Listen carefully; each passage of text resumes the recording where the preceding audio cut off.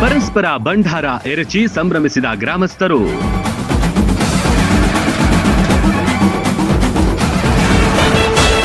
ಅದ್ಧೂರಿಯಾಗಿ ನಡೆದ ದುರ್ಗಾದೇವಿ ಮರಗಮ್ಮ ದೇವಿ ಜಾತ್ರೆ.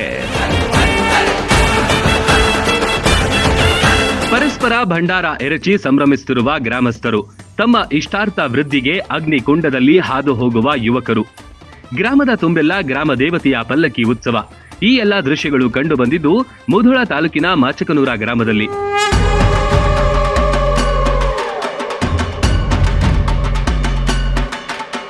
ಮುಧೋಳ ತಾಲೂಕಿನ ಮಾಚಕನೂರ ಗ್ರಾಮದಲ್ಲಿ ಮರಗಮ್ಮ ಮತ್ತು ದುರ್ಗಾದೇವಿ ಜಾತ್ರೆ ಹಾಗೂ ಅಗ್ನಿ ಉತ್ಸವ ಅದ್ಧೂರಿಯಾಗಿ ನಡೆಯಿತು.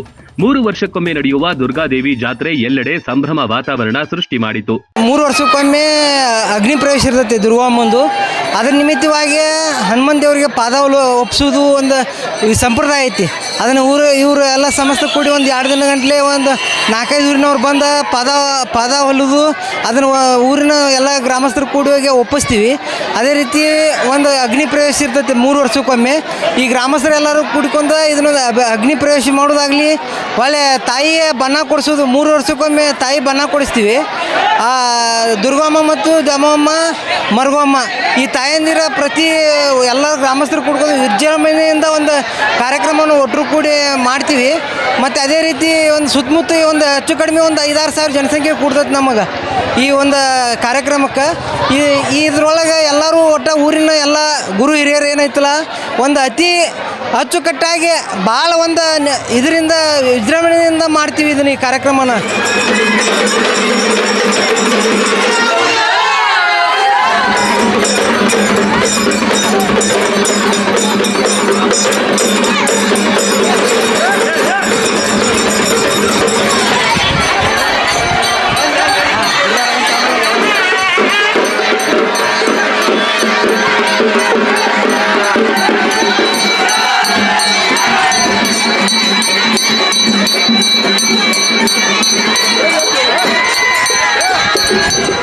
ಜಾತ್ರಾ ಮಹೋತ್ಸವದ ಹಿನ್ನೆಲೆಯಲ್ಲಿ ಮಾಚಕನೂರ ಗ್ರಾಮ ದೇವತೆಯರಾದ ದುರ್ಗಾದೇವಿ, ಜಾಮವ್ವ ಮತ್ತು ಮರ್ಗಮ್ಮ ದೇವಿಯರ ಉಡಿ ತುಂಬಲಾಯಿತು.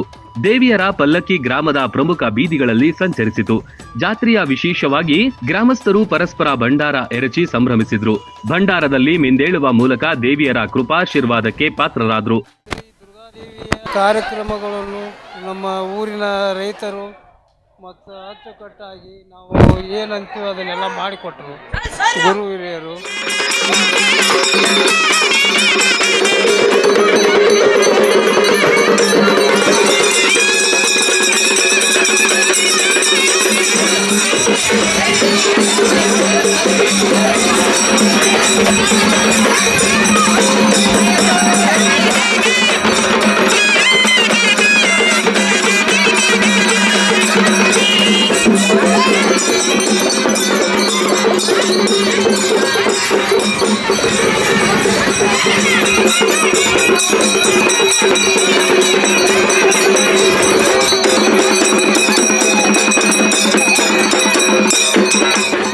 ಜನರು ತಮ್ಮ ಇಷ್ಟಾರ್ಥ ಸಿದ್ಧಿಗಾಗಿ ಒಬ್ಬರ ನಂತರ ಒಬ್ಬರಂತೆ ಯುವಕರು ಹಿರಿಯರು ಅಗ್ನಿ ಹಾಯುವ ಮೂಲಕ ಭಕ್ತಿ ಪರಾಕಾಷ್ಠೆ ಮೆರೆದ್ರು.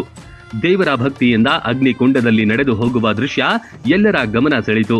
ಮಾಚಕನೂರ ಗ್ರಾಮದ ಕೇರಿ ಹಾಗೂ ಊರಿನ ಎಲ್ಲ ಮುಖಂಡರು ಸೇರಿ ಒಂದು ದೊಡ್ಡ ಜಾತ್ರೆ ಹಮ್ಮಿಕೊಂಡಾರ. ಅದು ಹೆಂಗಿರುತ್ತಪ್ಪ ಅಂದ್ರೆ ಸೋಮವಾರ ಪಾದ ಒಪ್ಸೋದು ಅಂತ ಇರುತ್ತೆ, ಮತ್ತು ಮಂಗಳವಾರ ಅಗ್ನಿ ಕಾರ್ಯಕ್ರಮ. ಇಡೀ ನಮ್ಮ ತಾಲೂಕಿನಲ್ಲೇ ಒಂದು ದೊಡ್ಡ ಅಗ್ನಿ ಕಾರ್ಯಕ್ರಮ ಅಂತ ಹೇಳ್ಬೋದು. ಈ ಕಾರ್ಯಕ್ರಮಕ್ಕೆ ಸುಮಾರು ಜನ ಇವತ್ತು ಅನ್ನ ಪ್ರಸಾದ ಇರುತ್ತೆ. ಟೋಟಲ್ ಒಂದು 8ರಿಂದ 10,000 ಜನ ಊಟ ಮಾಡ್ಕೊಂಡು ಹೋಗ್ತಾರೆ ಅಂತ ಹೇಳ್ಬೋದು.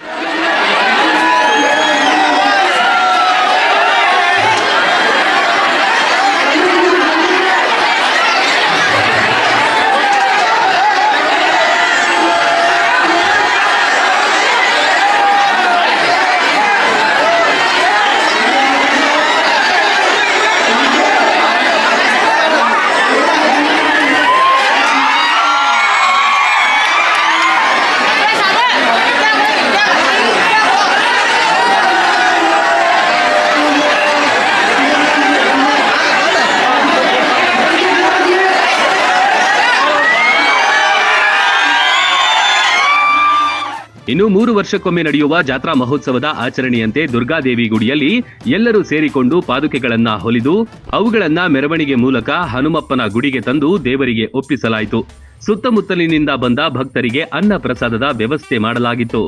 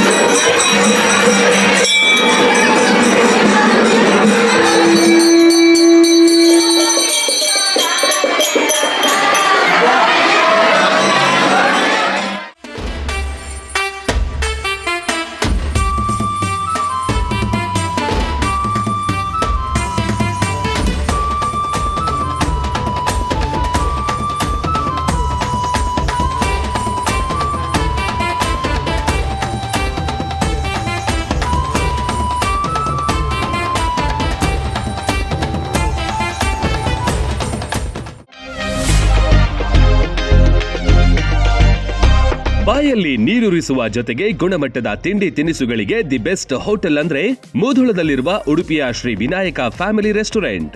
ಕರ್ನಾಟಕ ಸೇರಿದಂತೆ ಸಂಪೂರ್ಣ ದಕ್ಷಿಣ ಭಾರತ, ಉತ್ತರ ಭಾರತದ ಎಲ್ಲಾ ತರಹದ ತಿಂಡಿ, ಊಟ, ಪಾನೀಯಗಳು, ಸಾವಯವ ಬೆಲ್ಲ, ಕರದಂಟು, ಜೇನುತುಪ್ಪ, ಪೇಡ, ಸ್ಪೈಸಿ ಐಟಂಗಳು ಇಲ್ಲಿ ಲಭ್ಯ. ಶುಚಿ ರುಚಿಗೆ ಹೆಚ್ಚಿನ ಆದ್ಯತೆ ನೀಡಲಾಗುತ್ತೆ. ವಿಶಾಲವಾದ ಆಸನಗಳು, ಸುಸಜ್ಜಿತ ಕಿಚನ್, ಉತ್ತಮ ಬಾಣಸಿಗರನ್ನು ಒಳಗೊಂಡಿದೆ. ಕ್ಯಾಟರಿಂಗ್ ವ್ಯವಸ್ಥೆಯನ್ನು ಮಾಡಲಾಗುತ್ತೆ. ಬರ್ತ್ಡೇ ಸೇರಿದಂತೆ ಪಾರ್ಟಿ ಮಾಡಲು ಸ್ಥಳಾವಕಾಶವಿದೆ. ಗುಣಮಟ್ಟದ ಆಹಾರ ಖಾದ್ಯಗಳಿಗೆ ಈ ಹೋಟೆಲ್ ಹೆಸರುವಾಸಿ. ನೀವೇನಾದ್ರೂ ಮೂಧೋಳದ ಕಡೆ ಬಂದ್ರೆ ಇಲ್ಲಿಗೆ ಭೇಟಿ ನೀಡೋದು ಮರಿಬೇಡಿ. ಸ್ಥಳ ಶ್ರೀ ವಿನಾಯಕ ಫ್ಯಾಮಿಲಿ ರೆಸ್ಟೋರೆಂಟ್, ರನ್ನ ಸರ್ಕಲ್ ಬಳಿ, ಮೂಧೋಳ.